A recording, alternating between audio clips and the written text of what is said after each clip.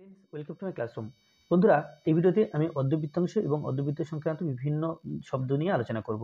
তো প্রথমে বলবো অর্ধবৃত্ত কাকে বলে। একটি ব্যাস দ্বারা বৃত্ত যে দুইটি অংশে বিভক্ত হয় তাদের প্রত্যেকটিকে অর্ধবৃত্ত বলা হয়। যেমন একটি বৃত্ত, এটা এক বৃত্তের ব্যাস দুটি খণ্ডে বিভক্ত হয়ে গেছে, তাহলে এই খণ্ডটা যেখানে একটা অর্ধবৃত্ত, এর ও হলো কেন্দ্র, এও এবং ওবি হলো ব্যাসার্ধ, ব্যাস হলো এবি, এবিটা হলো ব্যাস, আর পরিধি হলো ঠিক এখান থেকে এই পর্যন্ত এবং সামনেরটাও। আচ্ছা, অর্ধবৃত্তস্থ কোণ কাকে বলবো? অর্ধবৃত্তস্থ কোণের মান সমকোণের সমকোণ বা 90 ডিগ্রি হয়। তাহলে এখানে যদি একটা কোণ এটা অর্ধবৃত্ত, এর অনেকগুলো এখানে কোণ আঁকা আছে, প্রত্যেকটা কোণের মান কিন্তু 90 ডিগ্রি।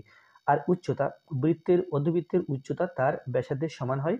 আর পরিধি কাকে বলবো? অর্ধবৃত্ত একটি বক্ররেখা ও একটি সরলরেখা নিয়ে গঠিত, সুতরাং এর পরিধি হবে বক্ররেখার দৈর্ঘ্য প্লাস সরলরেখার দৈর্ঘ্য। বক্ররেখার দৈর্ঘ্য 2πr, তার হাফ বা 2πr/2, এবং সরলরেখার দৈর্ঘ্য যেটা এখানে এটা আর তাহলে 2r। তাহলে এখান থেকে আমরা পাই r ইন্টু পাই প্লাস 2। তো ভিডিওটি এই পর্যন্ত। ভিডিওটি ভালো লাগলে অবশ্যই লাইক করবে, কোনো প্রশ্ন কমেন্টে জানাবে, আর আমার চ্যানেলে প্রথম হয়ে থাকলে আমার চ্যানেলটিকে অবশ্যই সাবস্ক্রাইব করবে। ধন্যবাদ।